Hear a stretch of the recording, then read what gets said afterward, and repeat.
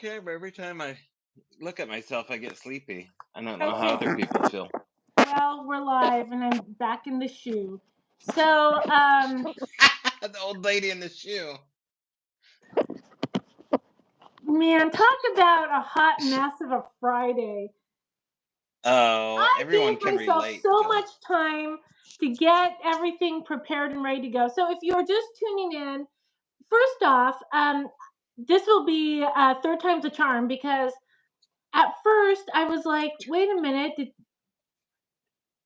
you can't hear me? No, I'm just saying it's her fault, not my fault. I'm pointing to you. Oh, okay, I because don't you're have the on my tech other issues. side. Yeah. I was like, Oh, okay. don't point at Aaron. Okay, so we went live, or I went live, and I'm like, where's Tub? What's going on? And then that didn't work out. So then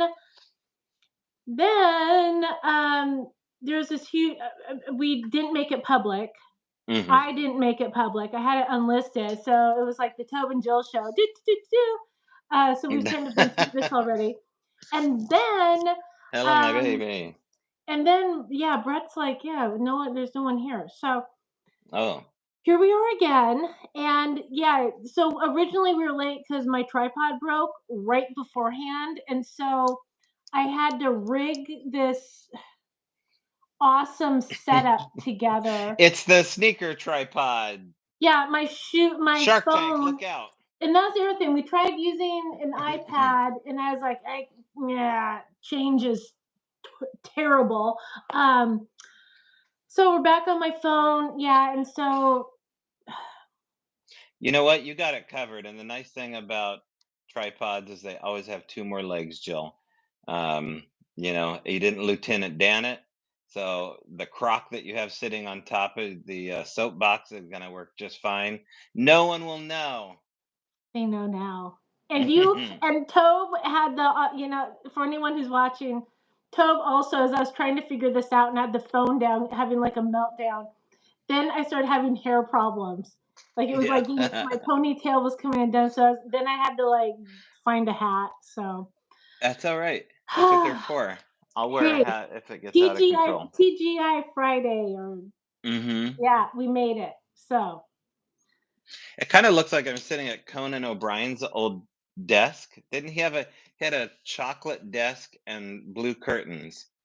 This is kind of like the Conan O'Brien look going on here. I feel what was it, Andy Richter, and the he also had a I went to the Conan O'Brien show once. I got free tickets in New York City, and he had one of the guys from Kids in the Hall there, the really eccentric guy, and then he had a bear, like a we'll just say a self-pleasuring bear that came on stage. oh, It was very interesting. well, Um, yeah, so here we are. It's Friday. So I'm trying to think, what did we do this week? A lot's been going on. You believe you had a sighting of some sort? Yeah, so I don't, when these cases get dropped off to you, you want to respect the people that give you the case. I certainly haven't even met the witness, but somebody saw something cross the road. They said it was, gosh, I probably shouldn't even say what they saw. They didn't say they saw a Bigfoot. They said they saw a big something cross the road. So I spent about 8 hours looking into this something, and it's not too far from my house. And it was 10 o'clock at night, only like a day and a half beforehand. A bunch of synchronistic things took place, and I know I'm speaking smoke and mirrors. Maybe one day I can talk about it, but I think me and my buddy Dave Kuhn capped the night off with a, a Daryl Adams esque chandelier type UFO about 4,000 feet hovering over the Olympic Mountains. And I got video of it, so I could post those videos. So if you stay tuned, I have a Twitter account. You can find it at Al Moon Lab. I'm trying to post more there myself just to free up the content that I want to free up. It just gets so C blocked over on Facebook, and I'm sick of being C blocked. And so you can check me out on Facebook still. Jill, you're still only on Facebook, right? Um, I've had a Twitter account going back to 2006 or something like that. Yeah. But when Twitter made the transition, It's it just got transitioning. difficult. I'm like, wait, I'm like, it's different now. I don't know how to do basic things, but Yeah. Facebook is the easiest one. That and Instagram. Yeah. I I need know. The it's like, well, some people are using those really advanced, Lego sets and stuff. I'm like with the Duplo, like the ones that You're are still with priced the so kids won't right. I trip on never them. could get into the guys that had the erector sets. I was over there just with Play-Doh. Yeah, keep it simple. I'm Keep it still with the simple. Play-Doh over here in the corner. Just don't need it. Um, No, so we've been really busy, Tobe. So before we tell start me. talking about the two interviews that we posted this past week, Brett, Mike, and I filmed a very incredible interview this past week that will be coming out sooner than later, I hope. I told Brett, I said, there's enough here. And our interviewee said, this is just the tip of the iceberg. There's so much more, which opened up the discussion like, oh, okay, well, we will film more then. Um, but I posed the question, is this our next documentary? Is this happening? But then I was like, no, that would take too long. We need to get it out. We need to get the information out. Um, yeah, Yeah, I mean, yeah. I got a little bit of what's happening, and it's uh it's so extraordinary. I mean, the implications, right, are if this witness is telling the truth, it is it's just going to melt brains. First of all, Hmm. if this comes out from a secondary source where this is verified besides what this witness is saying, I don't know what to say. Maybe we don't want to know what's going on. Maybe we don't want to know. Like, I want to be red pilled all day long. I don't know if I want to be red pilled if this is going Um, on. well, it's We'll that see.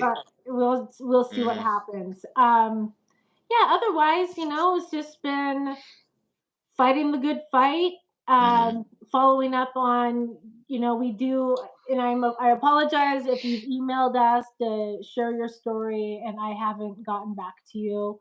Hmm. When I put that invite out, I didn't realize how many emails would come in, and Pandora's box. So now, but we've gotten some really incredible stories from people, and I just need to figure out the best way how we can share those. So Hmm. please be patient. We'll figure it out. So do we just want to dive in? Do we just want to get into this? Well, I mean, first of all, I know that we're going to talk about two releases that have come up on the YouTube channel, but can we go back to the First Nations guest that you got to? Because I feel like it kind of starts with her. Yes, yes. So we've had actually okay, and that's another thing. So last week it was unusually quiet. I kind of blocked all of that out. A plague hit. Oh, that's right, because I think during the last live stream, You Brett got, was sick, and yeah. then I was sick. So like last week, it was like me coughing and everything. It was a hot mess. Yeah. So yeah, a lot has happened. So let's start with Elaine. Elaine. Yeah, Miles, right? Elaine Miles from Northern Exposure. What a treat that was. And you want to know what? The story she shared with us was just one story. It's like as soon typical situation. As soon as we're done filming and we put away the cameras, then she was like, "You guys, I totally forgot to tell you this, and I totally Mm. forgot to tell you this story." And when I was driving her home, she's like, "Oh, and here's this other thing that happened." As I said, "Elaine, now we just have to come back up and film with you again." She's like, "Okay." So there will be more Elaine Miles in the future. Yeah, and it's the first time I've ever seen her on camera. I didn't watch the shows. Um, I kind of recognize the face a little bit, but I couldn't really place it. But she's a staple up here in the Pacific Northwest, is she not?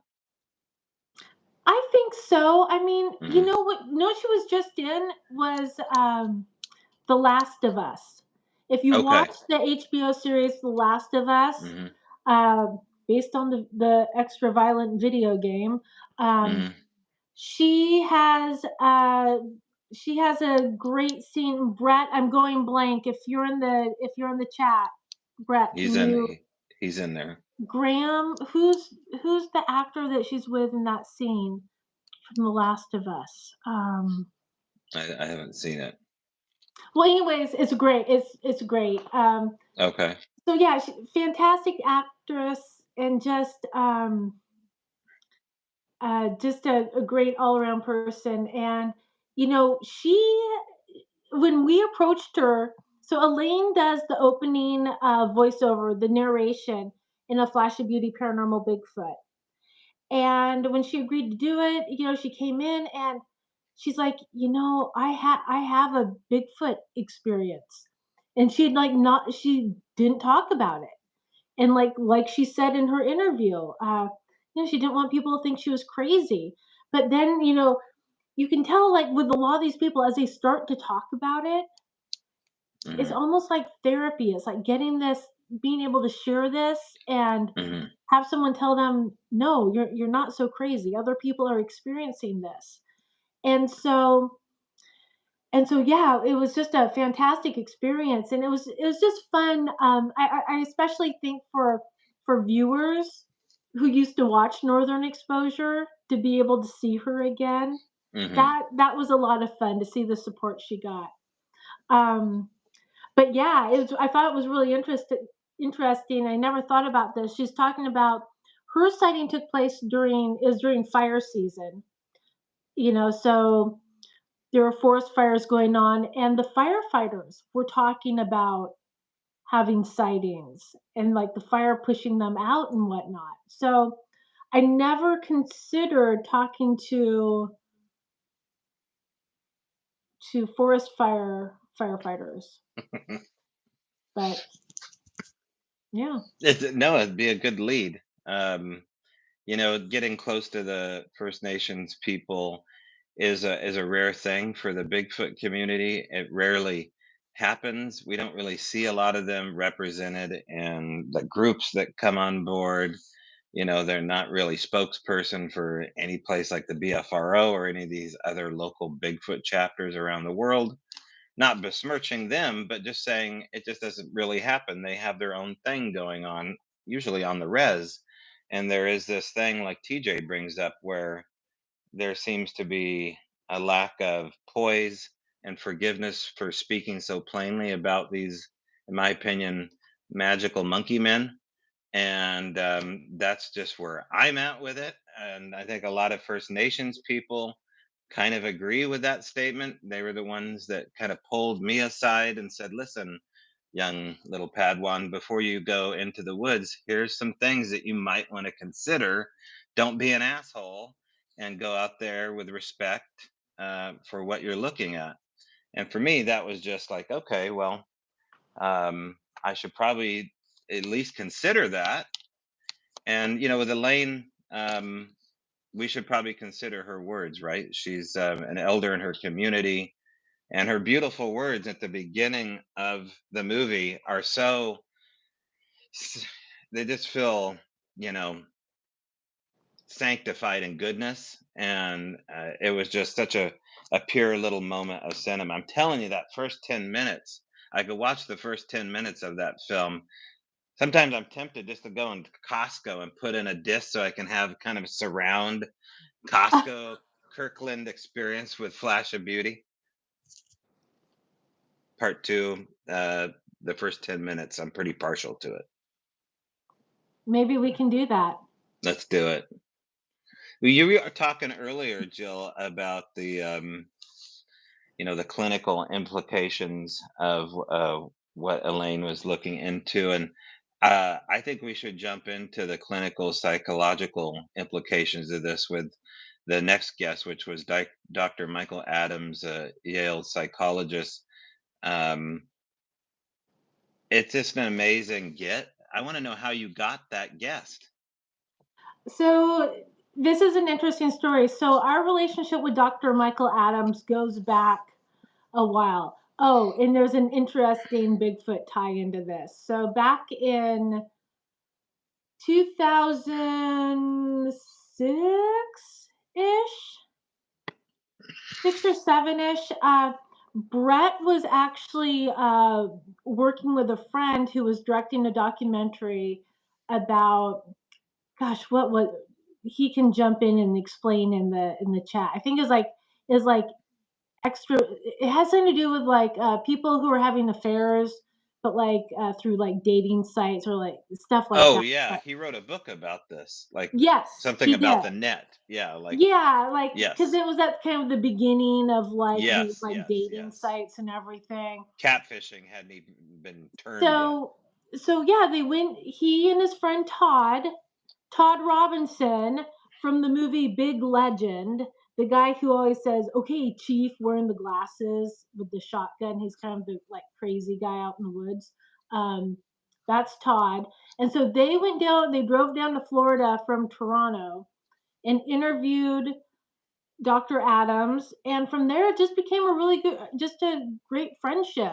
Shortly after that, I started working with Dr. Michael Adams, um, adapting one of his books into a screenplay, which Okay. is a whole, we could go on, that's a whole other podcast, talking about that adventure.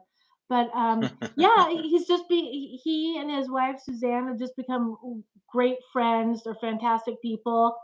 And it just seemed logical, no one's talking about like the PTSD, the impact, how it is Mhm, affecting people. You're seeing something that's not, that you've been told, like Rich says in his interview, you're seeing something that doesn't exist or isn't supposed to. How does mhm. that affect your mind? And how do you treat that kind of memory? And man, did Dr. Adams had some great things to say, especially towards the end Mhm. where he really talks about, the people who are coming out with their experiences, whether it's just a sighting of of a Bigfoot running across the road or the full trifecta of all the other stuff involved. I mean, these people are being pioneers, they're being brave, they're making it, they're sticking their neck out there, allowing other people to see what's going on. You know, I almost feel like we should bring up both of these guests at the same time because I feel like there's an inner. Do you feel the same way? Like, can we talk about Rich at the same time with Yeah. Dr. Michael Adams? Because so Rich is a neighbor of mine. He's a friend. He lives down the road from me. He's kind of the perfect witness because he was a cop on duty locally here in La Push when he had his sighting. But he seems to have like a photographic memory for details, and he's a detective, and he's done all this stuff, and he's a whistleblower, and he's hyper focused on you being a part of his story as he tells it on film. That's why it's like this two-part interview, and Rich Mhm. has this way of sucking people into his world. And he's sucking you into this world big time in this interview about his Bigfoot experiences, and it it goes into what Dr. Michael Adams is saying. And if Rich was here, I think he might agree, because Rich is kind of the perfect example of somebody who has been set off by this collapse of one worldview into this other worldview and had to make these tremendous choices. And Dr. Michael Adams gets into that kind of, trauma or, it's a red pill moment, whatever. And it really is, it's an issue, right? Like this is something clinically that we can see on MRIs, and we can talk about it clinically and medically at the same time when these traumatic events happen. Yeah, it leaves a mark on your brain. Hmm. Yeah, and I would think that I feel like it has with me to a certain degree, probably to a greater degree than I'm willing to admit. And I think for a lot of witnesses here, I want to bring up one of the statements here, and we can kind of bounce back and forth to what Rich has said along the way here. But Dr. Michael Adams talks about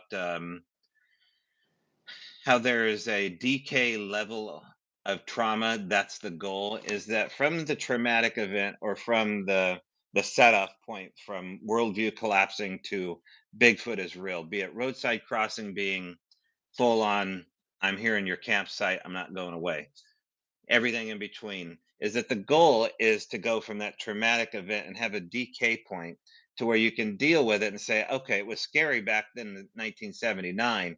I'm here at 2024. I can separate myself from that event. Now, some people, and I want to hear your comments on this, Jill, are not able to separate 1974 from 2024. They're still locked back in those dates. Have And I'm not saying Rich is one of those guys at all, but you've ran into him along the way here. Um, Talk about that.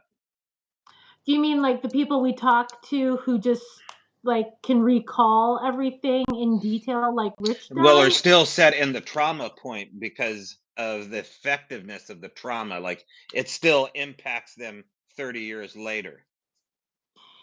Yes. Yes, and I also feel though the way the way that we've approached people, or when we're talking to people who have had sightings that are traumatic, our approach in the interviews or just even like one-on-one conversations is Hmm. different. I mean, I don't want to say, I mean, handle with care, I guess would Hmm. be the the best way to describe it, but Hmm. letting people know it's not that I'm not trying to not sound cliche or cheesy, but like this is a safe place. Hmm. You can share your story. We're not Hmm. gonna trust. I mean, whatever you're gonna tell us, I'm sure we've heard something ten Right. times, Yeah. 10 times Yeah. crazier. Yeah. You Um, think that's nuts. Right. Yeah. yeah, that's nothing. Yeah. Um, no, I mean, but what I was gonna say is what I've noticed is a lot of people who and this even happened at Squatch Fest in Longview a couple weekends ago or 3 weekends ago.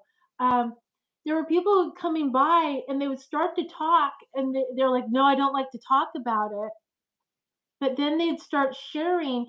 And it was Mhm. really, I felt there have been numerous times that I've been able to watch people kind of work through what happened and kind of Mhm. go through it and almost be like come out the other side and find some peace at the end, not like oh it's all rainbows and sunshine, but Mhm. being able to be like oh I can talk about this and there are people who will listen Mhm.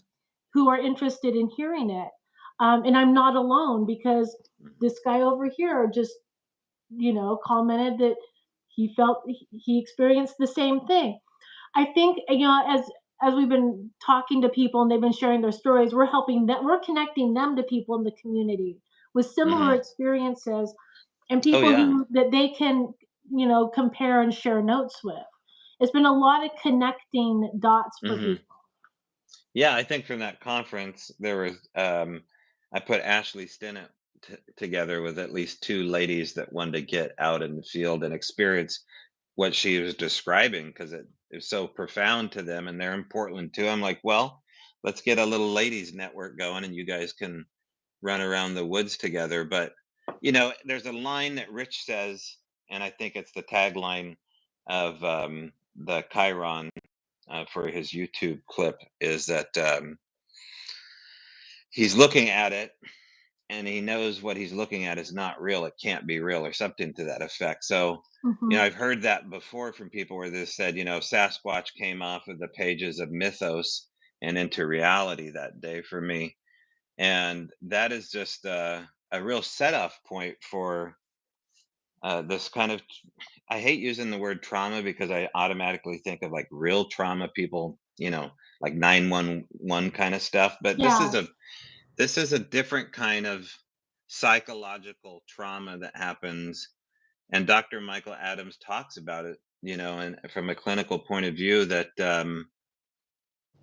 it can be set off by certain events. Like you can have a moment where, in Rich's case, you see him relive those moments as he's telling the story and as he's going back to Harstein Island. He's going back to La Push. And you Hmm. get a real sense of it, not just with Rich, but with a lot of these witnesses. But and we haven't gotten necessarily into this, but what do you do when this phenomena doesn't present itself as being just flesh and blood? Who do you go to then? Because now you've already isolated yourself to a category about this big, and now you're going to go to a grain of sand of the people that say, "Oh, you not only did saw Bigfoot, but you saw like all these paranormal aspects of it." Who do you talk to then? And that could be traumatizing. Well, yeah. I mean, yes. And also, like Rich says, it's like, well, if this is real, what else is real? Hmm. And it totally, your whole paradigm gets shifted, turned upside down. Um, in Dr. Adams's interview, we actually, before we sat down with him, we sent him Mark Parker's full interview and Rich's, just to kind Mm. of use as case studies. Like, what's your take on all this? And he's like, yeah, they obviously went through something, and Hmm. they're not crazy. No, he had 90,000 clinic hours with patients before that interview. Hmm. And he just said straight up, I'm an expert. I know when people are on the level, and all your guests are on the level. Um, and so, are those the only two interviews that he saw? Yes. Okay. Yeah.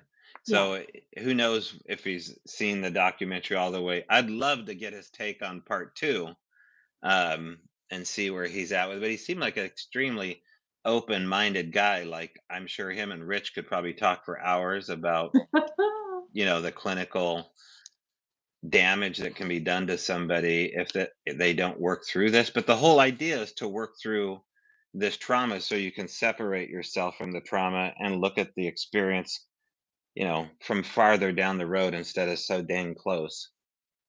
Yeah, I mean, I and I guess that could be said with all things, maybe most things that kind of fall under that trauma umbrella.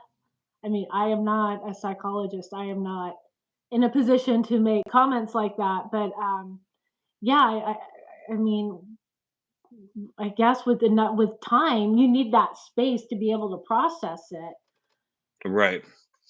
Um, yeah. Well, there's a comment he makes in here too about emotional flexibility. Did you catch on to what he was saying there? He talks about emotional flexi. I'm talking about Dr. Michael Adams and emotional rigidness. And the idea is that emotional flexibility is basically investigative part of the personality that accepts new ideas and new concepts Yeah. and kind of, he says, takes the arrows in the back and in the front and just marches on because of the pursuit of truth, no matter how strange. But then there's this emotional rigidness that says, no, this is the box. Everything outside of the box here is he calls it a form of psychosis, which I thought was a pretty, It's bold. It's a bold yeah, statement. it was bold. What'd you think of that statement? Um, well, I would like to hear from the skeptics or people with a very narrow or defined viewpoint of Bigfoot to Hmm. comment on that. Because what I've noticed, and I'll go through and I'll read it in the comments, I'll read it on our Facebook page, I'll see it, where people, or we get so many messages about this, Toad, Hmm. where people will say, I never believed in this paranormal stuff. I thought it was a flesh and blood, mountain monkey. Hmm. But then on August 14th, 1987, and they go into the full detail Hmm. about their experience and what they encountered. And I'm thinking, okay, so if you're able to go from that strict, your little box of like what you believe, and now that you're willing to open that up based on what you experienced, I mean, that's growth, right? And I mean, look at how many stories do people hear of about hardcore non-believers who then have a sighting, and Hmm. then you find them in these groups and these forums. I used to laugh at people who talked about their sightings. I was a non-believer. Dot dot dot until it These are happened good. to These are me. good impressions of good old boys.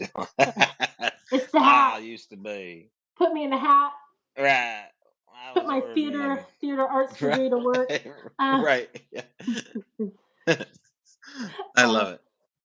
yeah. So it's but no, I think it's really interesting that if people who were so dead set, either non-believers or a very limited belief system of what Mhm, Bigfoot is or was in their world, if they're able to like adapt to what they're experiencing, I think that's something that everyone should take note of, especially some of these people who mhm. still are stuck in their parameters, like who've made these limits on what Bigfoot can be, what it can do. Well, that's what the thing about Rich is that he just doesn't care what anyone thinks, and it's such a rare thing for a guy. There's this sense of guys really need to be validated and respected by members in their community, their wives, their kids. But when a guy disrespects another guy, I'm just telling you, it crushes a dude if he senses that he's not getting the respect, especially of a peer or someone in authority. And if you've been out in the woods your whole life, and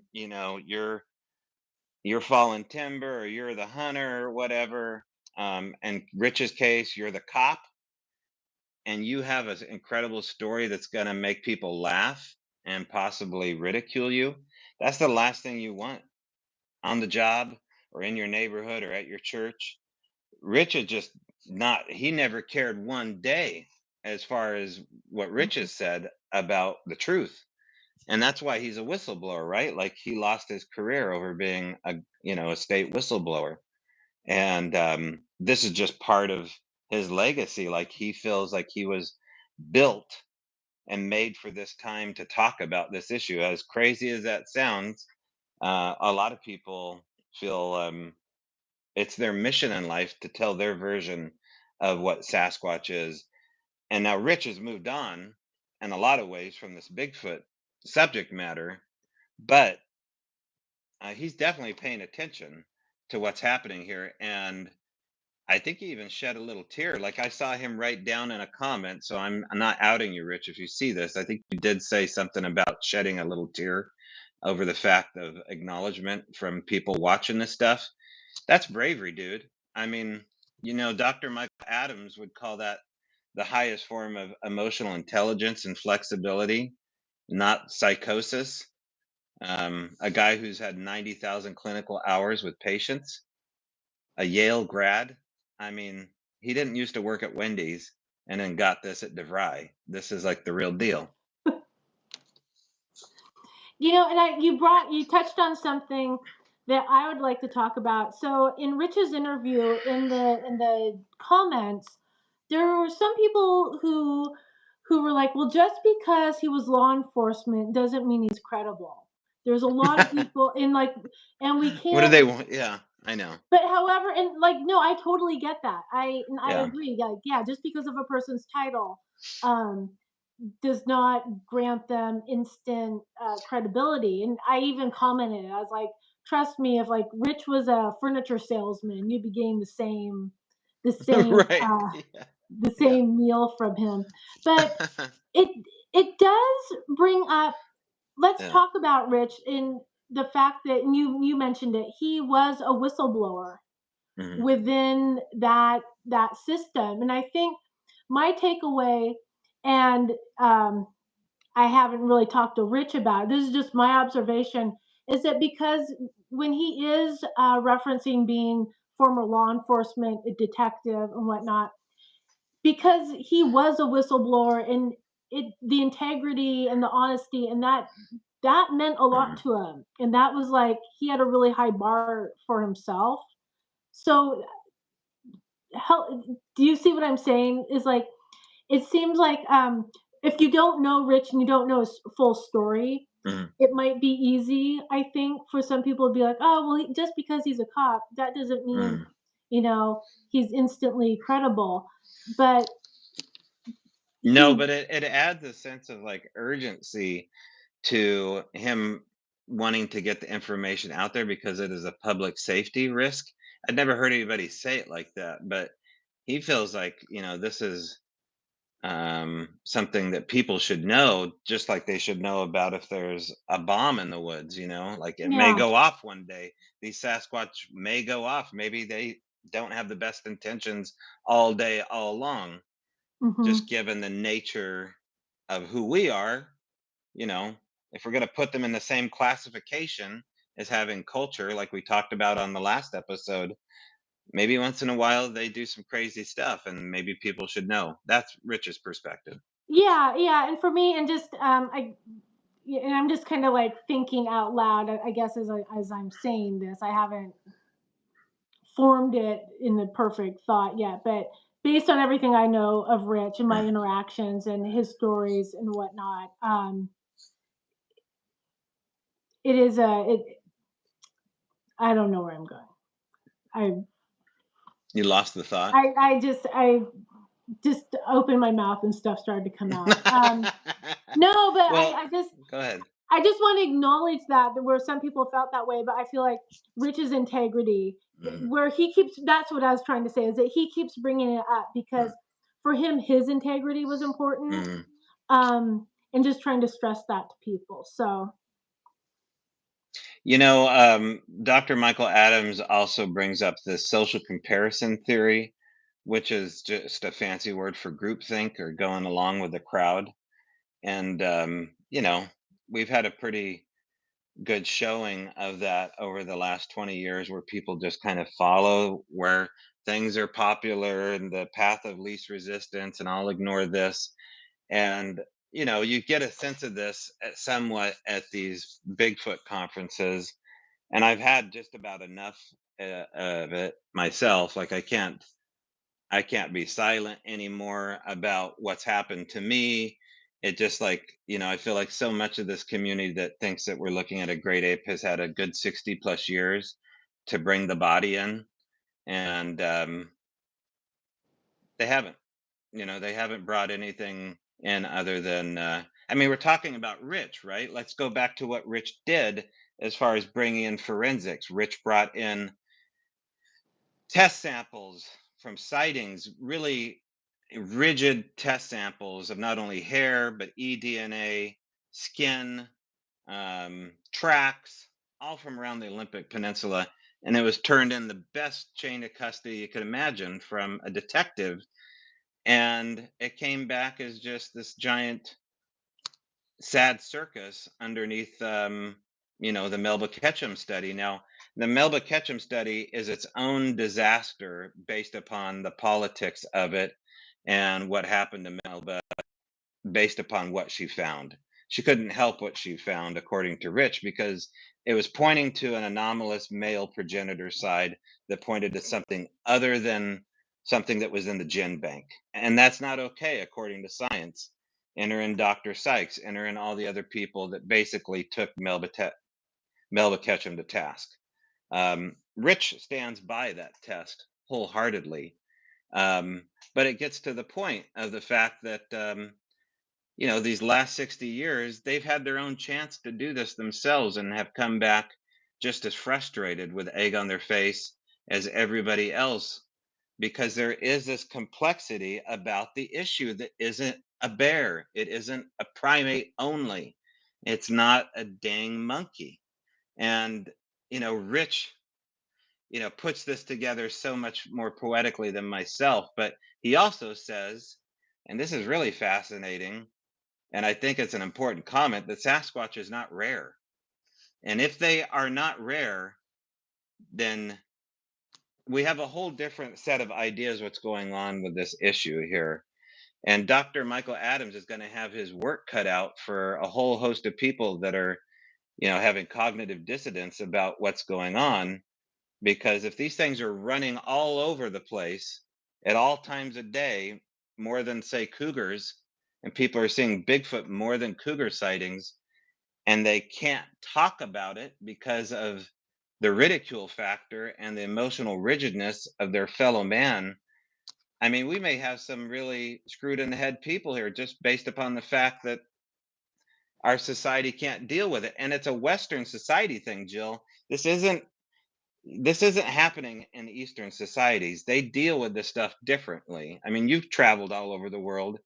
We deal with things totally differently than, say, Mm-hmm. like in Asia. Yeah, I mean, yes, and um, Did I go on it's what's going to a be tangent? interesting. Yeah. Think about. I always come back to using the UFO disclosure Hmm. that's going on as an example. You take 10, 15, 20 years ago, you talk about UFOs, abductions, aliens, seeing things in the sky. People thought you were crazy, and it was weird to talk about and stuff. But now it's like, oh yeah, the Navy had another UFO. Oh, blah blah blah. It just seems like, oh yeah, congressional hearings. Okay, yeah, they're there. What do you want? It's almost like we've become desensitized in a way. Yeah. Like, Oh, yeah, I okay, agree. they're there. Meh. And I think is that once everyone becomes kind of desensitized to Bigfoot, like it's almost like there's a whole category of people waiting for permission, like who are like, no, it's not real. But as soon as someone in power or like like a Smokey the Bear, I don't know, some whoever's in charge of the Forest Service, they come out and they're like, yeah, we have them. Look out, be careful, they're out there. Oh, okay, Hmm. okay. I guess yeah, okay. One more thing to deal with, And Diane Stocking kind of touched on that in our first documentary, A Flash of Beauty, Bigfoot Revealed. That Hmm. the at first people would be excited, but then the thrill would wear off. Um, I kind of wonder if that will help, if more people will come out, or you know what I mean? Like once it's more accepted, if this kind of Hmm. whole subgroup of people will start talking more, or if the mocking will still be there, or the people who doubt the credibility, if they'll um, still make it rough on people. I don't think so, Jill. I Yeah. think we've had a chance to kind of watch this play out the last 10 years, especially, and it seems like they get in behind the crowd that they ridiculed, and they basically say, "Yeah, I thought that all along," while they're just basically like suffering, and they never take accountability for it. They never eat crow. These aren't the kind of that's not the personality profile of an emotionally rigid person.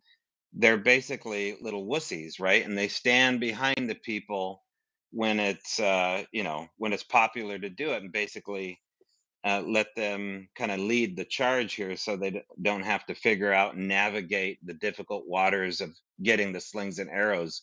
But they're also the first to join groupthink and go after these people with a social comparison theory. And you see a lot of it. And there's good people in these aper groups. I'm friends with a lot of apers, and we have a lot in common besides Bigfoot, thank God.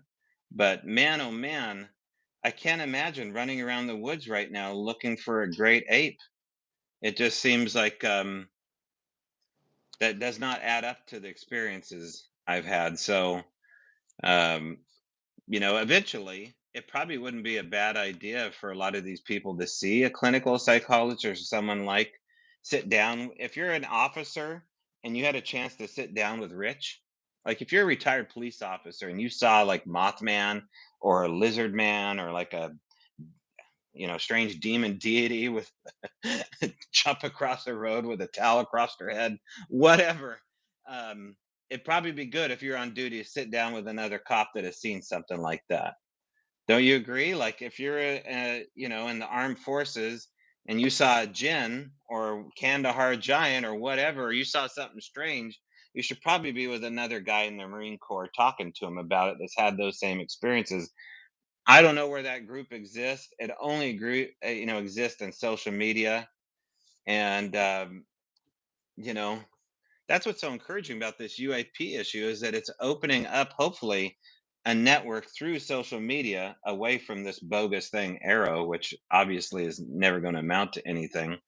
But social media with the likes of Ryan Graves and everything that George Knapp and Corbell are doing, they're basically funneling in these places for these guys to finally meet up outside of the DoD rigidness, which I was a Mhm. part of, Brett was a part of.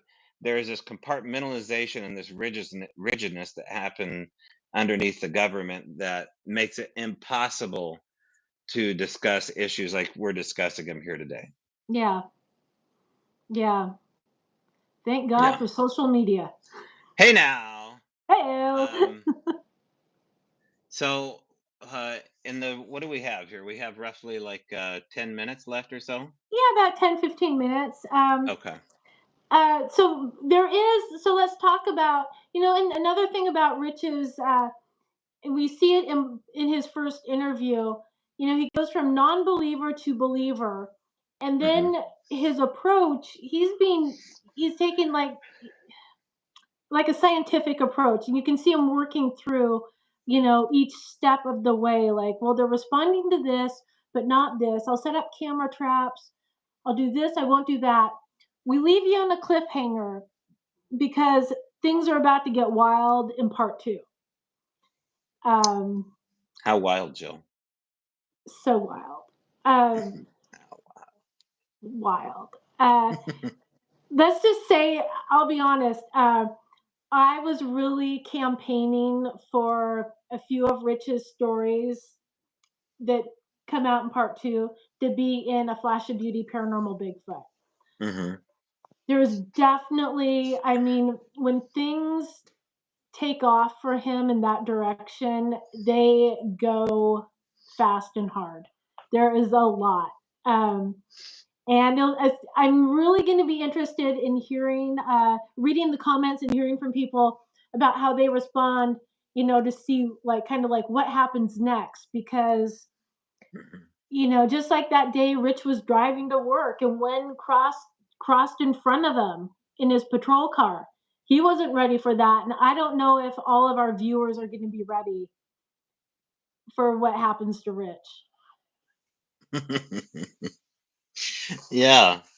Well, I don't want to tell Rich's stories. He's had a lot happen um, during that time, but things like myself have slowed down a little bit. And maybe it has something to do with the fact that if you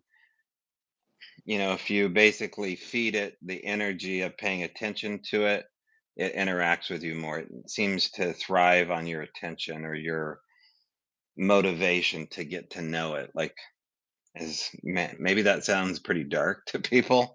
I could understand that there seems to be a grooming process going on with humans where they get closer and closer. And this is totally probably out of Dr. Michael Adams' wheelhouse, but it's right in Rich's wheelhouse. He seemed to understand it perfectly. And Rich set some boundaries, and I think he's going to talk about that, Mhm. how those boundaries work. And we had to set some boundaries. I mainly did, on Daryl's behalf. And it was a really uncomfortable moment. Like, there's this moment where David Paulides is up in the Sierras with Ron Moorhead in the high Sierras, and Scott Nelson's there, and they've hiked into the Sierras, and he's interviewing Ron around the campfire, and he says something really poignant. He turns to Ron around the campfire after Ron has told these incredible stories about seeing lights and having, strange sounds happen back at his house and shape shifting and all this stuff. And Pilates turns to him and says, "Aren't you embarrassed to talk about that stuff? Or does it ever embarrass you to speak this way?" Yeah, it does kind of, I mean, when you have to set boundaries to a magic monkey man in the woods, it feels kind of dumb. You feel kind of like, I've lost it. Like, what am I doing with my life? I'm talking to the woods, to the forest spirits. And I mean, you have to be really grounded in emotional flexibility at that time. And I'm telling you, having a sense of humor is the best weapon for all of this. When you're feeling kind of like this is going to break you in some degree, you have to have somebody that you laugh this off with, someone you love, preferably. And Rich has that, and you have that. I have that. And I think that's probably something that Dr. Michael Adams didn't have to say, but you have to have a network and a family group around you of humans that understand your plight. People just as crazy as you are, There basically. we go. That's Is what I'm what, trying to say. yeah. No, that makes Yeah. sense, and you did touch on something that I agree with 100%. Yeah, you have to have a sense of humor. You Mhm. know, you got to be able to just be able to laugh at the situation, laugh at yourself. I mean, we only know such a small portion of what's going on around us. We Mhm. can only see what on the spectrum of like color and whatnot and Mhm. stuff. We only see like this much, and the same thing with hearing, like in all the frequencies, we only hear eat that much. There's a lot going on out there, folks. There is, and it may not be happening in the digital spectrum. You may have to go analog with it. So break out your 80s mixtape and head in the woods because there may be more underneath that digital layer into that analog layer. Boy, we're getting lots of comments here from Stephen Pike to maybe is that Jim Carrey online? Aaron's here. Some new faces. I know the name Greg Olson. Um, I can't Jill, really read the comments because my oh, you're phone is you're stuck in down my in that shoe. part's down in the crock. Yes, I'm just if I look Uh, distracted, if I'm yeah. looking down trying to read, it's because I'm having to like look down into my Okay. Nike running shoe. Well, do you have any closing statements at all, Jill? Always, Tobe, always. Okay. So Take it yeah, away. so Rich Germo's part two drops tomorrow. If you're really eager, I suggest you become a member of our YouTube channel. It's $5 a month. It gives you early access before videos go public, and there are videos that are for members only. Hmm. And let's see here. So there's that. We got Rich coming out tomorrow. Housekeeping items. Oregon Ghost Conference, Friday, March Mm. 22nd. If you are in the Pacific Northwest, make it down to the Oregon Ghost Conference. It is a huge 3-day event. We will be screening, like I said, Friday the 22nd. And it's especially cool for me because I grew up in Seaside, Oregon. Oh my And gosh. it's gonna be like a weird homecoming. I was going into the Seaside High School alumni pages on Facebook, posting like, "Hey, everybody, come see my Bigfoot documentary." So Well, that that should be a should be big hit. fun. Yeah. Um, and then we have, I don't want to get too far ahead of myself, but April 6th, Selkirk Sasquatch events in Meadowing Falls. Make the journey out to extreme Northeast Washington and join us for a screening, a Q&A, and a fabulous hosted dinner. Um, yes, and we can post more information about that on our Facebook page. And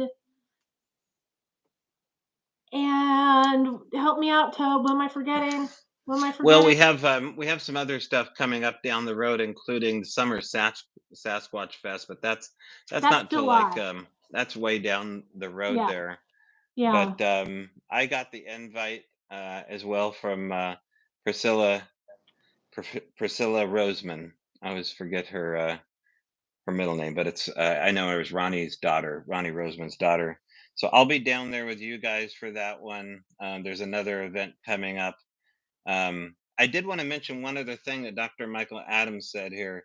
He said, keep in mind that the supposed coelacanth, some 20 million years ago, went extinct, and they found it in South Africa in the 1930s. If you're on the side of this not existing, and just because it is rare, or maybe it's just a relic hominid or a missing link, just keep that in mind that they're still finding new species that are seemingly extinct long ago.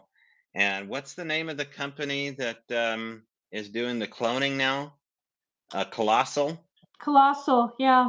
Yeah, they're going to clone not only woolly mammoths, but they're going to clone Tasmanian tigers. I mean, Okay. that's a big deal. So what's stopping them from cloning Ryan Gosling? I mean, what's next? They could clone Sasquatch and Ryan Gosling. It could be a hybrid. It could. Yeah. Maybe the version I'll from write to Drive. customer service. I'll make that suggestion. Mm. To whom it may concern. Jill, can I give them a little footage of this UFO before we go? Just as a little Absolutely. teaser. So what I'm Yeah. going to do is, bear with me here. I'm going to unclamp the jaws of death here. Come with me. Let's do this. Oh, Okay. we're on the move. Let's go. All right. So I'm going to play it here. No audio needed. Okay. So it's sat there. At this point, it's like minute 4. And we busted out the Star app to see if we could see if it was Venus. And it wasn't Venus. It was the only choice, really, besides it being a drone of some kind. And you're not really getting a full appreciation for the color spectrum in there, but there's some pinks and blues of it. And it just hung out there right above that little peak in the valley there. And there you see the fog bank came in on and eventually swallowed it up. But that is from just up the road. So it's a clear night. I may head back down there. Who knows? I may end up, in a Travis Walton kind of situation. You know what they say once, that I think Barney and Betty Hill, when after they got abducted, that they put on Barney, I think they put on his underwear backwards, and that's how they knew that they had been abducted. I don't know if that's true, but I think somebody's underwear got put on backwards. So watch out for your underwear after you go looking for UFOs. See, by you just introducing that into the conversation, people are going to Where does start that lead? using that as an excuse, like Right. abducted. So Obviously abducted. perfect. Well, And as always, there are other things in the works that we're working on. Voices in the Wilderness, Ron Moorhead's documentary. We are still chipping away at that, and we should have some more updates soon. We have some fun shoots lined up, and yeah, check that out. Oh, and you can, once in a while, Daryl and I will be doing the Al Moon Saloon, which is just a periodic live show. Next up, we're trying to get Ren Varney, the neighbor next to the Al Moon, to come on and talk about, Jill, you haven't even heard this, runic writing above Chucky's handprints that I never found out about. Oh, this is new. Okay. Yeah, we're gonna talk to Ren about supposed Chucky handwriting on the haunted door. If you don't know what I'm talking about, you can watch the show, read the book Al Moon Lab, and we'll get into it later. But next time we come on, Jill, we're gonna make an announcement about something happening in September. We just need to seal one more thing up, and just go to the end of September, mark down the last weekend, and we'll talk about it later. Okay. Okay. Thanks, Toad. That's it. Good seeing you. Bye, everybody. Bye, everybody. All right, y'all. Thanks for tuning in. Let me pull my phone out of my shoe. Alrighty, everyone, be safe and have a good night.